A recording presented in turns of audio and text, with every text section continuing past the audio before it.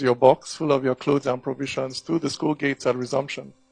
With pride, you chose your bunk space in the dormitory and hooked up your mosquito net. With pride, you followed your mates to the tap in the morning to fetch water to bath. With pride, you pinned your school badge to your shirts and sang the school anthem in the assembly hall. With pride, you identified yourself anywhere you went as a student of a federal government college. But where is that pride today? 30 years ago, it was the aspiration of my parents for me to go to a public school. What is my aspiration for my children today? What is your aspiration for your children today? I'll tell you. You send them abroad for their education. And if you cannot afford to do this, you send them to a private school. And if you cannot afford to do this, then you will very reluctantly consider the Nigerian public school. So in 30 years, our public schools have gone from being the first choice for our children to being the last. To me, this is one of the saddest commentaries on the state of governance in our country over the last 30 years. And this trend worries me more than what is happening in the northeast or in the south-south. It worries me more than the state of our roads or the epileptic nature of power supply in this country, and I'll tell you why. Firstly, education, particularly when it is generally accessible, is a bridge builder. For the public school system is often the scene of very many important social firsts. It may be the first time the child of the rich will share a bunk bed with the child of the poor. It may be the first time a Christian will share a desk in class with a Muslim. It may be the first time a boy born and bred in Aba will be best friends with a boy born and bred in Zamfara, so that they will jump fence together, cut grass together, wash toilet together. And so 40 odd years later, when this boy from Zamfara, now a man, hears one of his colleagues in the office maybe say, you know how all these Igbo people are, they're all the same. He's able to interject and say, no, I went to Federal Government College in Enugu, and my best friend there was Chinedu. So no, that is not how all Igbo people are. I tell you, the future of a multicultural nation like ours depends on interjections like this in everyday conversations up and down this country. Secondly, education, particularly when it is secular and broad-based, helps to create shared social perspectives. But in this country where it is not possible to choose or change your own tribe, education creates a brand new tribe, one that can be freely chosen by anyone regardless of their background. And what tribe is this? The tribe of those who value knowledge, who respect empirical data, who defer to superior arguments, who are lifelong admirers of reason. For now you know that HIV/AIDS cannot be cured by having a bath, and that it is the competence, not the ethnicity of a pilot that flies the plane. Now you know that meningitis is a disease of the body, not of the soul, but that the soul can be diseased with ailments like tribalism and bigotry.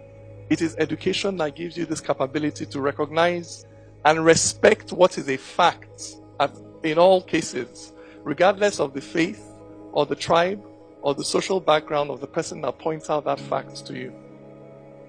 Thirdly, education, particularly where it is qualitative and broad-based, it helps to moderate social tensions. This is a tension between the haves and the have-nots. But by giving poor people access to the same quality of education as the rich, you not only give them the capacity to change their socioeconomic circumstance, you give them the capacity to moderate how they express grievance over that socioeconomic circumstance. So in a country that is already deeply divided over faith and tribe, to neglect the education of the generality of our people, in a country where peace depends on our ability to carry out very sensitive conversations over potentially explosive issues, to neglect the education of the generality of our people is not just to ask for trouble, it is to guarantee trouble. For in the end, a society cannot rise above the level of the mentality of its majority. So that to predict the future of a society, what you need to examine is not really the content of the speeches of its politicians. What you need to examine is the content of the curriculum for its students.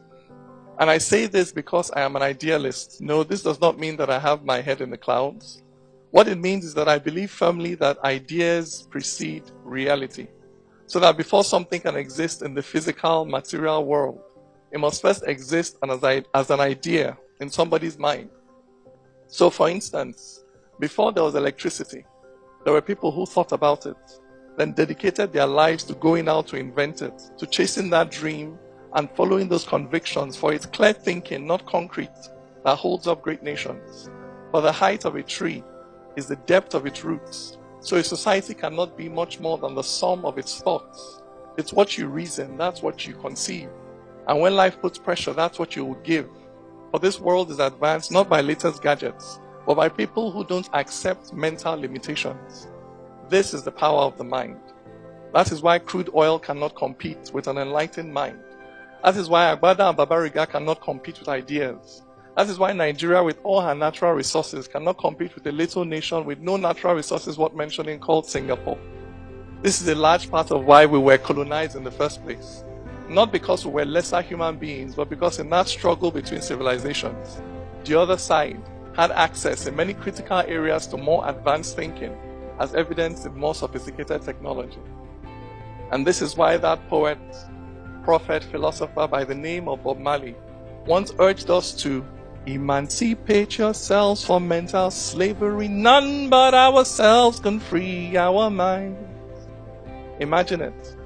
In Nigeria, where election campaigns are dominated by debates and not slogans, where you can no longer purchase the votes of that woman by shoving a mudu of rice into her hand, where she'll say, no, Mr. Politician, keep your rice. Just help me answer one simple question. How do you intend to balance the budget? Imagine in Nigeria where research into the illnesses that afflict us, like sickle cell or prostate cancer or breast cancer, where research and development into cures to these illnesses happen here. Where other people do not come, harvest our medicinal plants, take them elsewhere, convert them to wonder drugs, then sell them back to us. Imagine a country where it is common knowledge that there is no physical or metaphysical benefit to be gained by slicing off the clitoris of a young girl or limiting her socioeconomic options in society.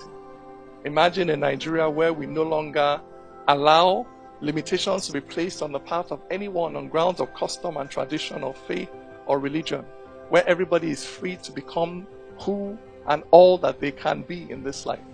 Imagine a country that is powered by the almost limitless energy of our collective and enlightened minds. And ask yourself, on what part of the struggle to build a society like this are you on? Are you fighting on the side of ignorance and prejudice and bias and blind and unquestioning adherence to culture and tradition?